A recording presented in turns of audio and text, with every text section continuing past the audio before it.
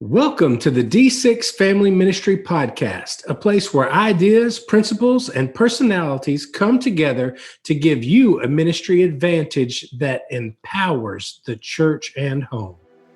I don't know anything more important in our society or in the kingdom of God than to help the church, help the family.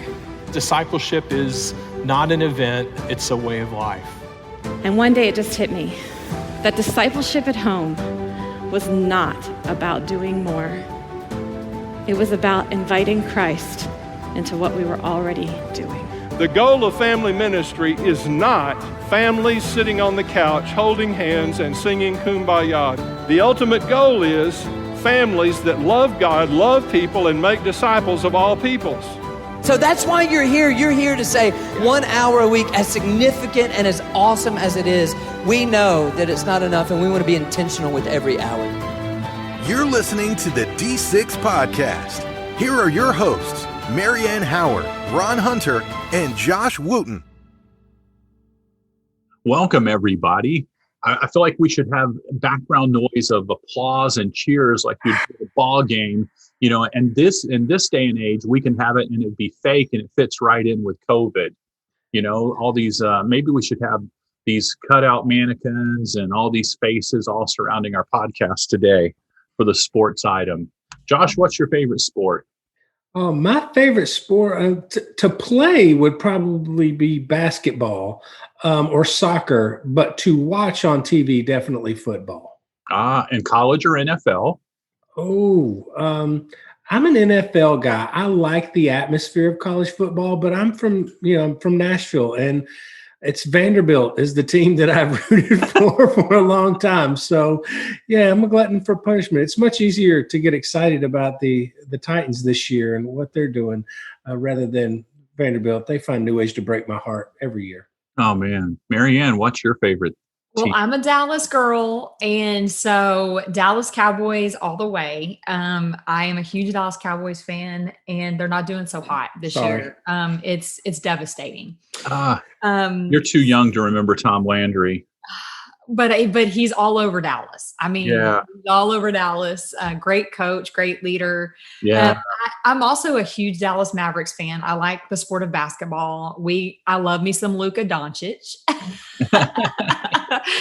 I love to watch something that is huge. I love to watch college March Madness, hardcore. I won a Pottery Barn comforter one year. Oh, wow. It's a fierce competition here. Yeah. Our whole family participates in March Madness. So, yeah. That's awesome. That's awesome. I'm excited about today's guest. He is a sports fanatic, and our podcast today is just incredible. It's going to be really good. Yes, he is a legend in the sports world as far as the production side of things go. You know, Greeny and Golick and in the morning, and the fact, I think they may touch on this, when he departed ways from that particular show, it was a very poignant moment. You could tell the impact that he had left on that morning show, and he does a great job of what it looks like to lead and be a Christian in the workplace. And so buckle your seatbelts, hang on to all loose items such as hats and glasses, and remain seated until the ride has come to a complete stop, because Jason Romano is going to be dropping some wisdom and some very fantastic leadership nuggets on this episode. As we jump into this interview, let me just remind everybody that we're at the beginning of a new quarter for our D6 Every Day. And if your church doesn't use that curriculum, maybe you want your family to use the devotional guides, and you can contact us and order a at-home bundle and get a devotional guide for each member of your family. And you're going to get a teaching guide that you can teach to your kids each week and have a lot of fun interacting. And so if you're starting out the month of December and you don't have your at-home bundle, pause right now, go ahead and grab that one and see what it does for the difference it'll make in your family, especially through these holidays. We'll be back with Jason Romano.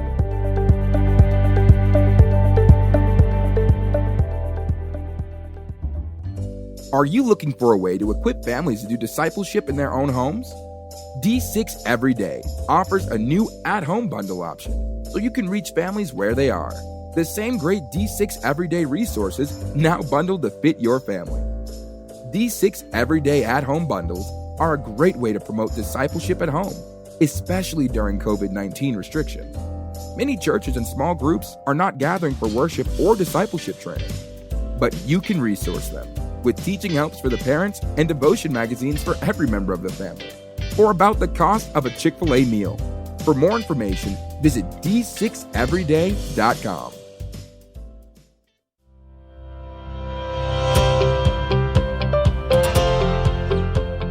Joining me on the podcast is Jason Romano.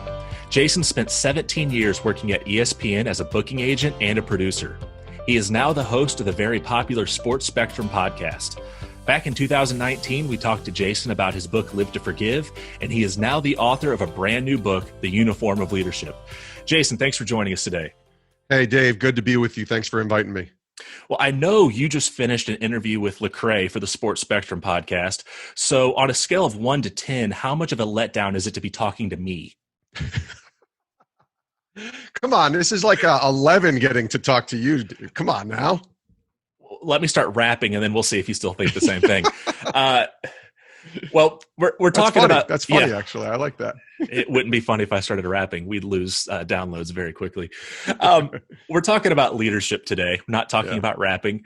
And your new book on leadership.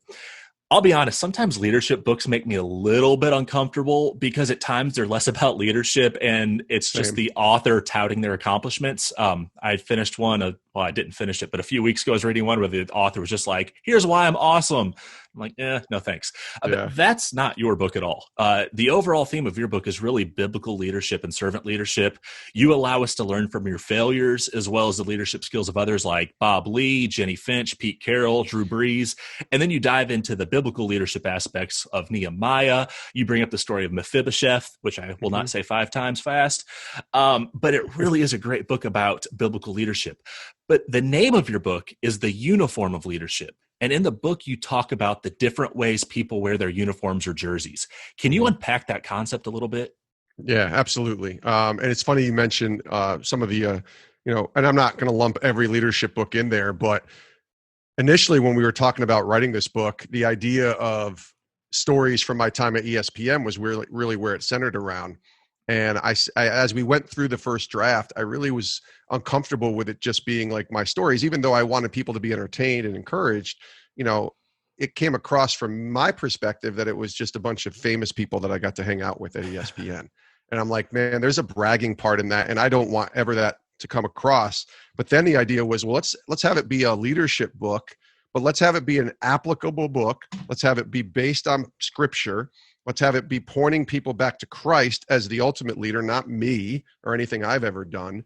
And certainly I've failed many, many times. So that's really where the direction of the book went. And the title, The Uniform of Leadership, actually didn't take place until the second draft of the book, because we didn't understand that there was a, I think it was the publisher, I give them credit, who came up with the title. Kriegel is my publisher, and they were amazing to work with. And they came up with the title, and they came back and said, what do you think? And initially I was like, oh, that's cheesy. The Uniform of Leadership. What is that?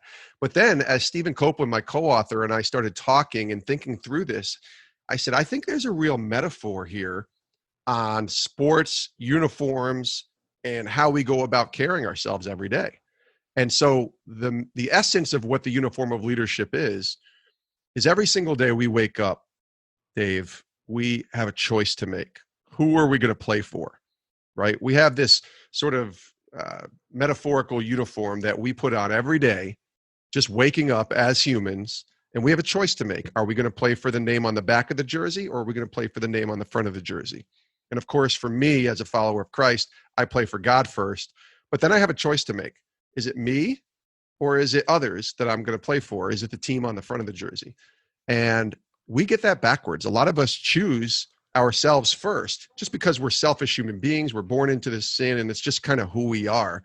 And, you have to almost work really hard at not making it everything about yourself. And, that's why marriages are so great, because our wives will tell us when we are making it about ourselves, and they'll humble us right away. But the uniform of leadership is literally wearing your uniform properly. We wake up every day and sometimes we wear that uniform backwards and we're focused on ourselves. And I think the great leaders, or even not even the great leaders, just if you want to call yourself a leader, you have to serve. You have to think of others first, or others second, God first, others second, and ourselves third. That's really where the idea for the title came from. Yeah, and we're living in this culture that's so much now about always put yourself first, or the self-love movement, or you must love yourself before you can love anything else. And you talk about that. You actually use that phrase in the book, I am third, which I thought was so kind of cool to see, because it really is that humility, that humble leadership taking place and what's going on there. Now, for those that don't know Jason, there are two characteristics that come to mind when I think about him. And one is humility, and the other is the fact that he is respected by all. I've seen people from rival companies praise his character and work ethic. I've seen former colleagues of his at ESPN who are atheists or Muslims who have been so outspoken about his character or how his faith has impacted their lives.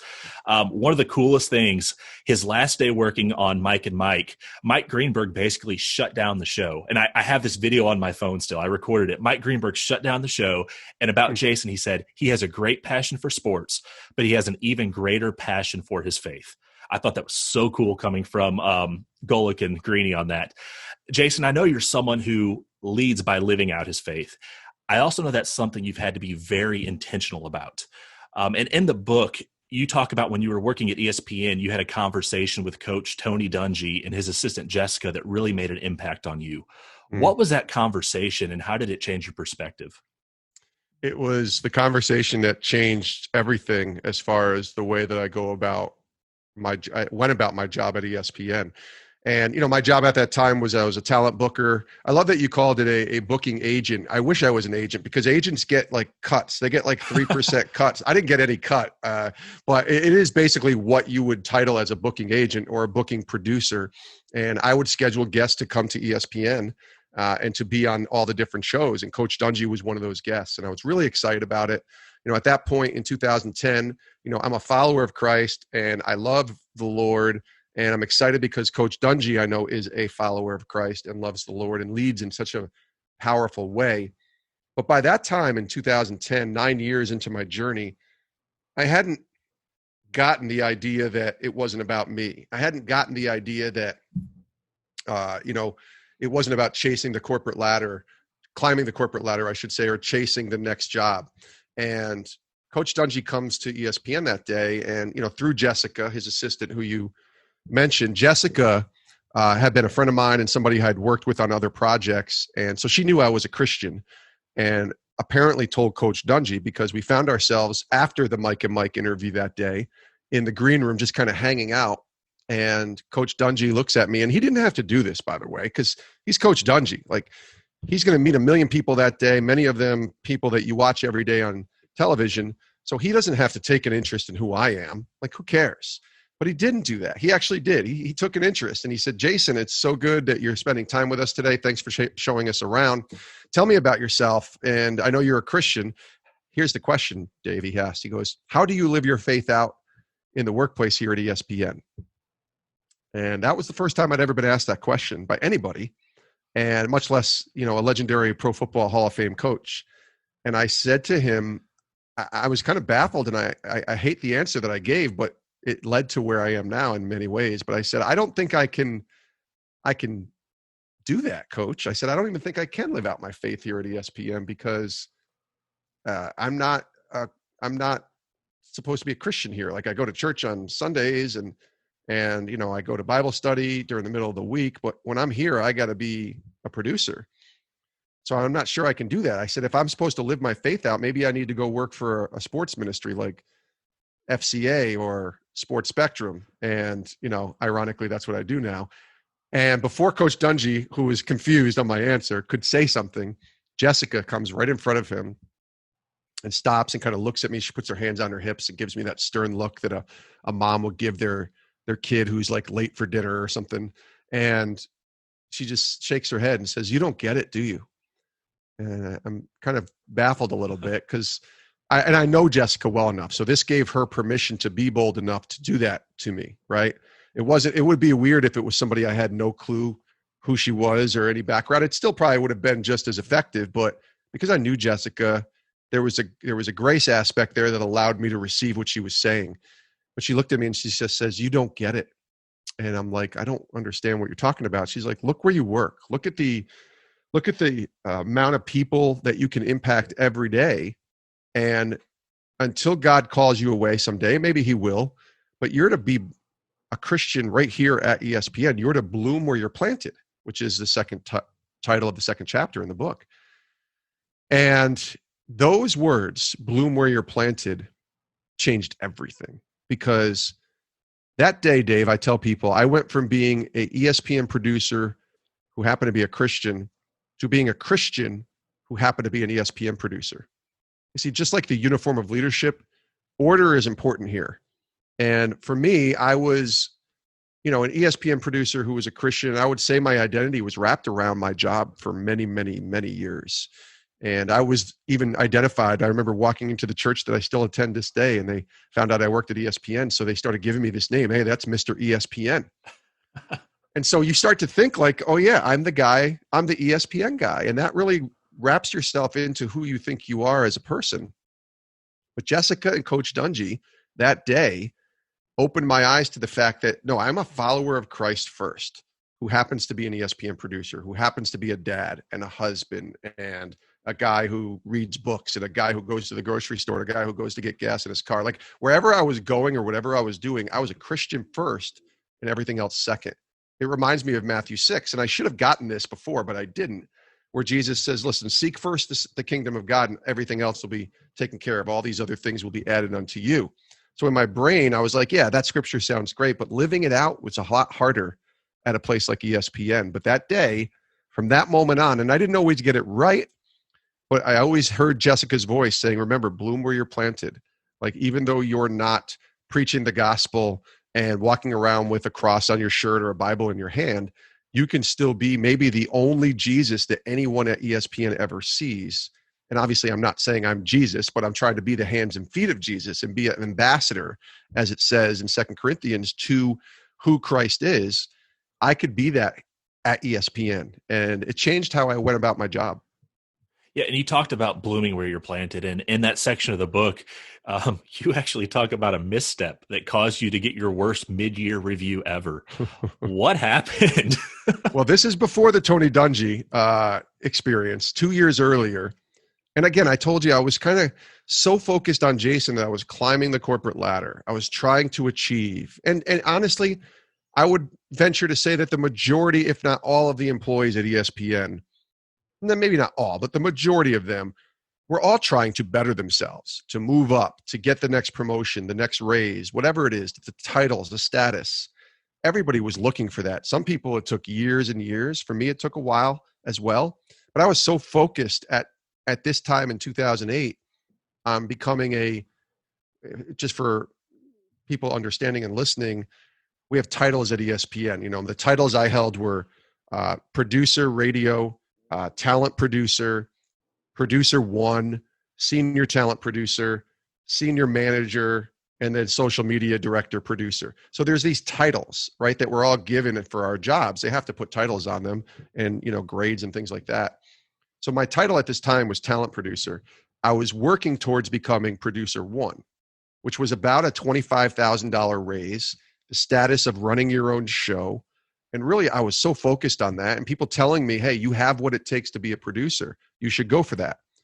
So I fell into that trap of trying so hard to accomplish and achieve and get to that point as a producer one that I realized, looking back, I was still a talent producer. That's what I was being paid to do. And I was neglecting that role in trying to chase the other role that eventually didn't happen for a while. So not only was I not focused on the current role, but I was letting my teammates down. See, the team that we had, there was about 5 of us. And Carol Mayer, Veroniak, she's in the book, was my boss, and Lisa, who's also in the book, and Jamila and Audra. This was our team of 5. And we were the talent bookers. And so I was so focused on trying to get this job as a line producer, producer one, that I was letting down those 4 who were relying on me and needed me to be great so they could be great. And so I get this mid-year review, and in it, it says Jason is selfish. Jason is only focused on himself. Jason is letting his team down. And I did not see it coming.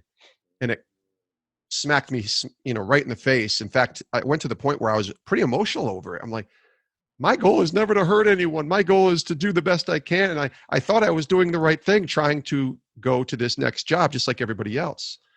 But looking back now, it was the best thing that ever happened to me in terms of my role at ESPN, because it humbled me to no regard, right? Like suddenly I realized, wait a minute, this is not about me.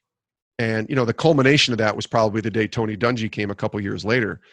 But that was the start of me saying, wait a minute, I need to be a better teammate. I need to serve the people I'm with. I need to, in essence, without even hearing those words, I need to bloom where I'm planted before I can, go to the next place and bloom there, because there is no next place if I'm not doing it here first.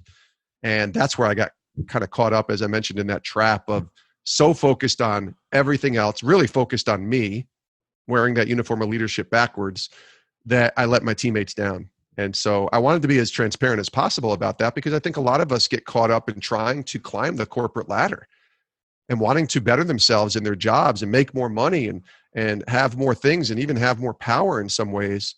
But if you're not stewarding the gifts that God has given you right now, in the moment, in the job and all that, you're going to be so focused on the destination, you miss the journey. And I was missing the journey. Yeah, and I think that's a struggle for so many of us. I mean, I struggle with that. I'm always kind of looking forward to, what's ahead, what's next, what can I do? How can I become the host of the Sports Spectrum podcast? I say that figuratively. You can someday. Why not, Dave? I'm not gunning for your job. But, even in ministry, it might be a youth pastor with his eyes on being a lead pastor. It might be a pastor eyeing a bigger church. It could be a woman in business who's focusing on a potential promotion. What is that secret to living in the present and finding contentment with where you are? It's really hard. It's really, really hard, because and it's a cliche, but everybody thinks the grass is greener on the other side.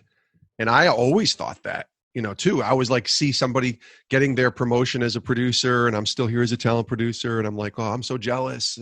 I'm better than them. Heck, even when Carol, I mentioned her earlier, became my boss, and I write about this in the book, I was 34, she was 26. And I thought I was the deserving one to become the manager of our team. And we both went for the job, and she ended up getting it. And I resented that initially. And I mean, initially, like for a day. But I resented it because I was like, wait a minute, I deserve this. And so we're always thinking about other things. We're comparing ourselves to others. But a game changer for me with Carol was when she got the job, I had to make a decision. I'm going to support her, or I can make her life miserable. And making her life miserable is going to hurt her and me. But if I support her, it's going to help her become a better manager. And hopefully that benefits me too. If it doesn't, it doesn't. But it completely did. Like, she's the best boss I ever had, ironically, after all that. But I think when you think about the next job, the next stage of life, and it's, people will ask you, where do you want? In fact, I remember in our reviews at ESPN, some of the reviews, it would say, where do you want to be in 5 years at ESPN? And I would think, well, I want to be a producer. I want to work on this, or I want to do this. And I thought that was such a horrible question, because, and I get you want to have goals and you want to sort of strive and achieve toward those goals, and you want to provide people outlets to chase those goals. But 5 years is a long time. And 5 years ago, I was working at ESPN as a talent producer. As a social media producer, working on the NFL and working on Major League Baseball, and I was miserable. And I loved my job in the sense of what I got to do, but it was the environment or the culture or some of the things I was working, in some cases, 16, 17-hour days, you just had to do it. And, because you do football all day on a Sunday, and then the World Series is that night. And so you're there from 8 a.m. until midnight. And it's just kind of how it was. And by the way, 2015 was the year the Mets lost in the World Series. So that added to the misery as a New York Mets fan for me. But I was miserable 5 years ago. But if somebody asked me, what do you want to be in 5 years? I would have said anything but what I'm doing now. And it would have been a terrible question for me to be able to answer. I would never have said to you, I want to be a 2-time author, a host of a podcast that's listened to by millions of people, and, you know, a person who gets to speak and share across the country. Like, that wasn't even on my radar 5 years ago. And so, again, I get why the question is asked, but I really think it's so important to just be great where you are, be excellent in what you're doing right now, and, you know, bloom where you're planted. And then I think that allows you to not get so caught up in the future. It's okay to think about those things and to dream and to hope. But if you're so bogged down with where you're going and why you aren't there yet, it's really, really hard to be great in the moment and in the place where you are right now. You tell stories in your book, and I could probably listen all day to stories about ESPN and some of the cool stuff that went on there. But there's one in particular that really stood out to me. Tell us about Tammy. Lead like Tammy. I think that's chapter 4 or 5. And I love the fact that Tammy's in this book. She initially wasn't. You know, the book initially was just the famous people that you would know, like Drew Brees and Tony Dungy and Jenny Finch and Dale Earnhardt Jr. and Dwayne "The Rock" Johnson and Will Ferrell, believe it or not. Those people are highlighted in the book, Rob Gronkowski. But as we were writing the book, and I remember, and I give credit to Stephen Copeland, my co-author, who said to me, is there anybody that's not famous that were good leaders? And I'm like, well, do we want to even go there? And he goes, well, you tell me. And I said, actually, Tammy was one of the greatest leaders I ever heard about. He goes, tell me more about Tammy. I said, Tammy was the cafeteria lady who took my order and cashed me out when I go get lunch every day. And I remember Stephen thinking, well, why was she a great leader? And I said, well, because she didn't have the title or the status. She didn't have the power, certainly. Here's why Tammy was a great leader, and maybe the greatest leader I saw at ESPN. Because Tammy never made it about her. Tammy was intentional about learning every single person's name that came through those walls at ESPN. And I'm telling you, there's thousands of people walking through, and Tammy knew everybody's first name. I don't know if she knew last names. I don't know if she knew the history. It wouldn't surprise me if she did, but she knew your first name. In fact, very early on in my journey at ESPN, Tammy, one day I go to the cafeteria and she's like, hey, Jason, how are you? And it kind of caught me off guard. I'm like, how do you know my name? Because it's not like we all wore name tags, Dave. Nobody's wearing name tags. Hi, my name is Jason and I work at ESPN. It wasn't like that. But Tammy knew everybody's name. And for 30 seconds, when you cash out, get your salad, get your lunch, whatever, pay her the money, she would make you feel like $1 million. Always had a smile on her face, and it was never about her. It was always about you. To me, that's a great leader. Like, that's humbling yourself. And Tammy could have easily, shared all of her struggles and problems. And by the way, she went and battled cancer and beat it. And she was going through that. She would never throw all of her life on others. It was always about that person and who that one person was that walked through. And she would always say, it's the next person. It's the next person. Let me just focus on the next person. And it's a cliche in sports, the next play, one game at a time. But Tammy literally did that every single day with each person that walked through. And it's funny, I got to see Tammy. I hadn't seen her in a few years. And when the book came out a couple months ago, Tammy and I called her and I said, hey, I wrote about you in my book, which I had given her a heads up. I don't know if she remembered. I said, but I have a copy. I want to give it to you. She still lives here in Connecticut, right near me. And so she came over and I gave her a copy. I took a picture with her and I was like, we all need to lead like this woman, Tammy. She's an amazing person who overcame cancer, who made everything every single day about the other person. And she's chapter 5 in the book. And so I gave that copy to her. She gave me a big hug and she was really humbled by the fact that somebody would put her in a book. But I think more people, Dave, when they read this book will relate to Tammy than they will ever relate to Tony Dungy or Drew Brees or Dale Earnhardt Jr. or The Rock, anyone. They'll relate to Tammy more because everybody has a Tammy in their life. That's really great.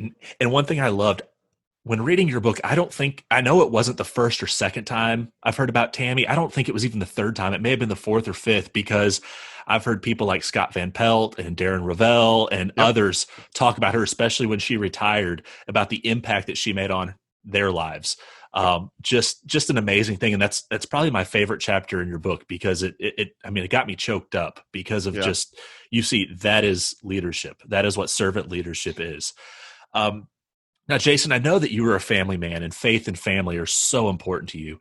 Yeah. And you write in your book, no amount of success at work makes up for failure at home or in your relationships. Why is this such a struggle, even for Christians? Because our value is placed on our worth with our jobs, I think, a lot of times. And when you think about right now with the pandemic, a lot of people have lost their jobs. And so a lot of people think their worth and their value is found in, the job that they did. And suddenly that's taken away from them. And I had a hard time with that. And like I said, I told you all, the mid-year review, the struggle with being identified as Mr. ESPN, that was very real for me. But somewhere in that 2008 range, when Carol got the job as manager, and I realized, it's funny, I'll tell you this story. I don't tell this story a lot, and I don't know if it's in the book. I don't think it is. After Carol became my boss, she's like, I want to help you get to become a producer. Let's look at this. Even though I had that mid-year review that was scathing, she still felt like you could become this if you want. And I said, okay, great. And so I got set up with a current producer, and I was going to shadow this person. And I remember it being like opening Thursday night of the NFL. It was the year after the Giants won the Super Bowl the first time against the Patriots. And so the Giants were playing, I think it was Washington, on a Thursday night. And so we were watching the game and kind of gathering all the content from that game, and then getting ready to do a late ESPN News show back in the day when ESPN News did these highlight shows. So the show came on at like 1 a.m. It was 30 minutes long. And I'll never forget the guy, Brian Tully, was the producer, and a great guy. Taught me a lot that night about what it was like to be a producer. And really, the producer runs and leads the show. They direct a team of about 10 people that are working on the show, with graphics, with highlights, and all of these other things, the audio, the directing of the show.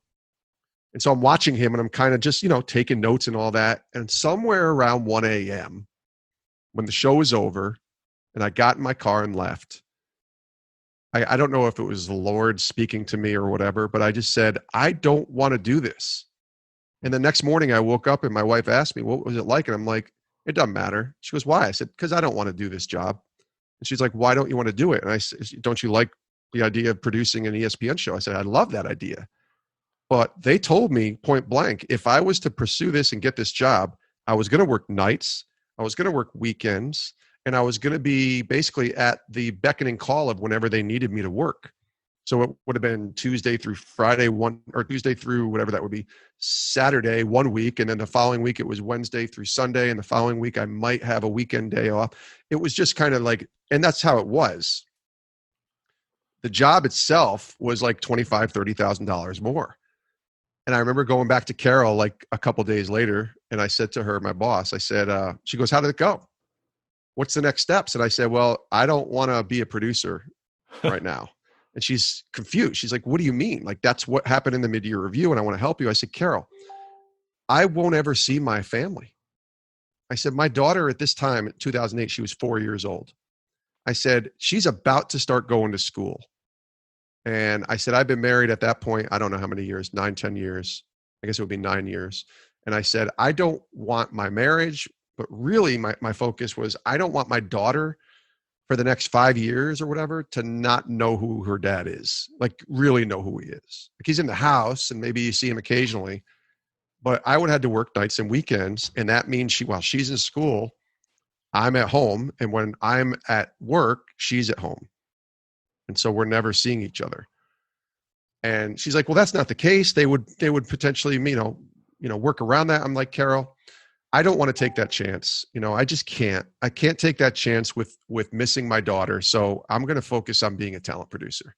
I said, and if you want me to be a great talent producer, let's talk about what we can do. And she was great. She said, well, what do you want to do? I said, I want to work on the NFL. And she goes, done. You're the NFL talent producer. And that's for the next 8 years between talent producing and social media. I worked on the NFL and I loved it. Had a blast, got amazing opportunities, met tons of people. But I had to make a choice, Dave. And a lot of people would choose the 35 grand or 30 grand more or whatever it is to better, what they would say is better their family by providing more money for them and more opportunities. For me, it was not about the money. It was about the time. And the greatest way I could show my daughter that I loved her was not buying her stuff It was about being there for her, being present with her, things that I missed out on with my own dad. And so I made that choice. It's not an easy choice, and I don't fault anyone who would have chosen to go in that role. But for me, that was where I chose. And that's why I think it's hard, because we fall into this temptation of more money means more power, more prestige, more opportunity, and in a sense, more of me being able to provide for my family. But how much am I profiting if I provide for my family, but I'm never there to be with them? Mm-hmm. You know? And that's what I meant by that. Well, this last question kind of goes along with what you just mentioned. Sports are great. I mean, we're both passionate sports fans, and sports can be really good things, but at the same time, they can become unhealthy attachments and can become really bad things. Sure. As someone who has been in the sports industry, someone who is passionate about sports, speaking mainly to men here, how can us men keep sports from ruining our mood, affecting how we treat our families, and just monopolizing our time? I mean, it's so easy to sit in front of the TV and watch 9 hours of football on a Sunday. Yeah. How do we avoid just letting it overtake us? Let me start by saying that is an awesome question. And it's something I've thought a lot about for many years, because I was that guy who, if Dallas lost, and I'm a Cowboys fan, if Dallas lost on a Sunday to the Los Angeles Rams over 2 silly plays that they should have easily won that game, like they did a couple times before we're taping this interview, a few days before. Missed pass interference call. Well, we could talk about that too, but that would be a whole nother podcast.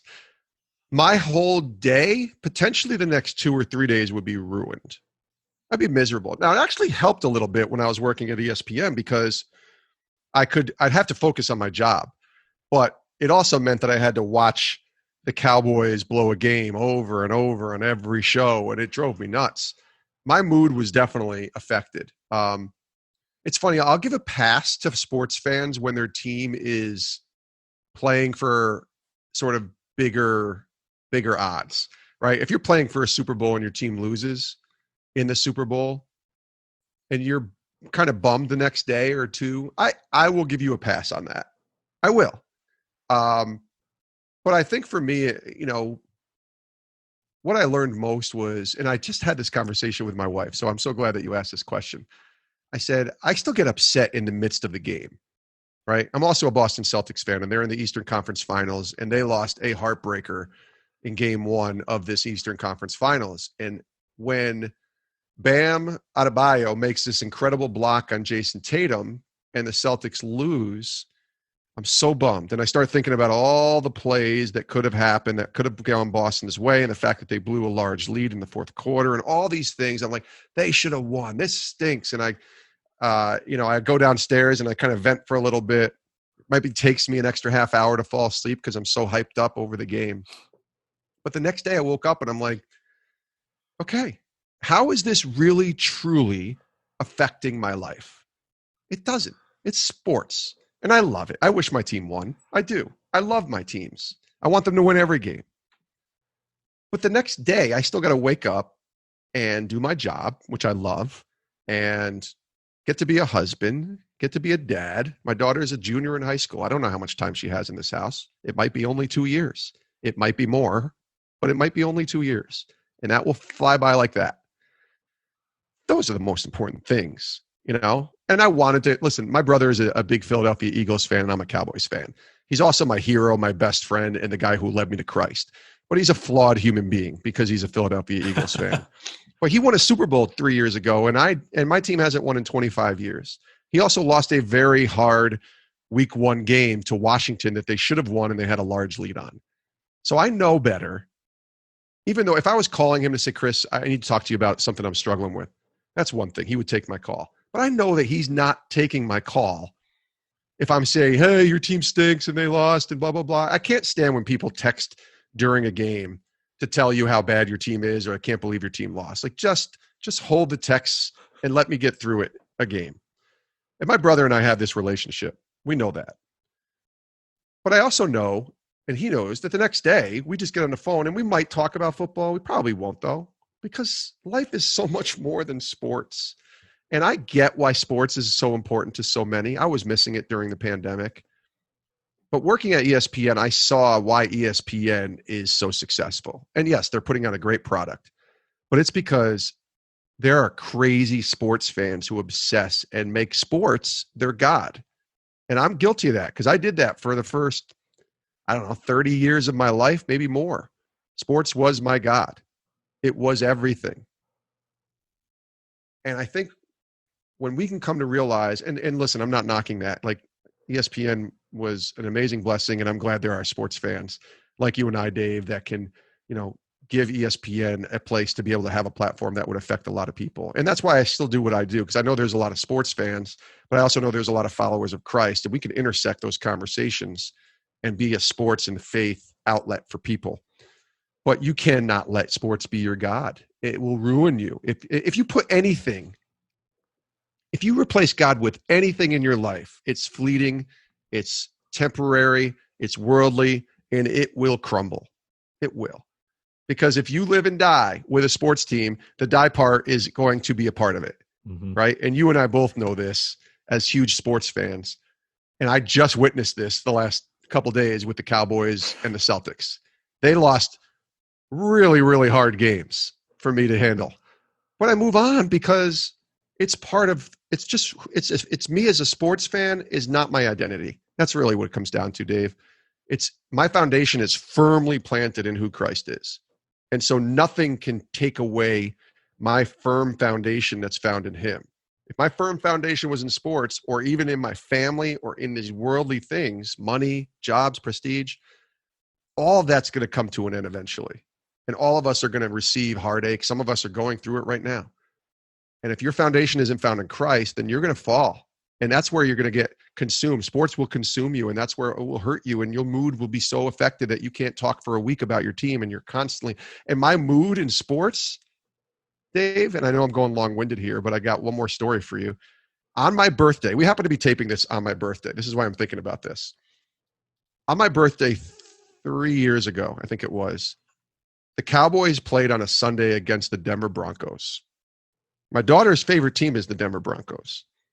Okay. And I wanted to watch this game with her. Oh, daddy, daughter, watch this game. The Broncos won like 42-17. They absolutely dominated Dallas. They killed them. And I was so mad, so bummed. That night, right after the game, this is on my birthday. And my daughter and my wife had just made this amazing pumpkin cheesecake for me. And it was like, they were treating me like the king. You always want to be treated like on your birthday. And I screamed and yelled at her after the game was over. Go do your homework. Go take a shower. Make sure you brush your teeth. And I was screaming it like I was the angry, angry dad. And Sarah went away crying and she was unhappy. And that just ruined the mood for the rest of the night. And my wife said, "You're just mad that Dallas lost, aren't you?" And I said, "No, I'm mad because she doesn't brush her teeth and do the things she's supposed to do." And she's like, "You need to cool it. You need to calm down. It's just sports. Like, your team lost. Okay. But your daughter's happy that her team won and you're taking it out on her." And she was right. And I said, "Oh my gosh, I'm letting sports." And this is even after I kind of told you that I get the whole idea that sports doesn't have to be my God, but it's still, if you're not careful, I'm taking out my mood on the fact that Dallas just lost to my wife, to my daughter. I'm being this person that's just angry. It's like, what is wrong with me? And so I needed a gut check there. And my wife, again, is great at that. So again, long-winded. I'm sorry, Dave, but I think that's important to remember where your identity is found and who you're rooted in. Absolutely. Well, the name of the book is The Uniform of Leadership, and it's available now and well worth your time. You can also catch Jason on the Sports Spectrum podcast. And I've said this before, and I know it's weird to promote a podcast within a podcast, but if you have a teen or even a spouse who maybe they're not listening to Christian music, they don't really read Christian books, and you don't know what to kind of give them, this is a great podcast to kind of push their way. You don't even have to love sports. Jason's recent interviews included Lecrae, Karen Kingsbury. Yes, Mom. Yeah. Jason interviewed Karen Kingsbury. I know she's listening, and she's going to probably go download that right now. But just a great podcast, great books, everything. Jason Romano, thank you so much for joining us today. Hey, buddy. Thanks for having me. Always great to talk to you, Dave. And go Cardinals. How's that? Sounds good. Thank you. There you go. Go Cardinals.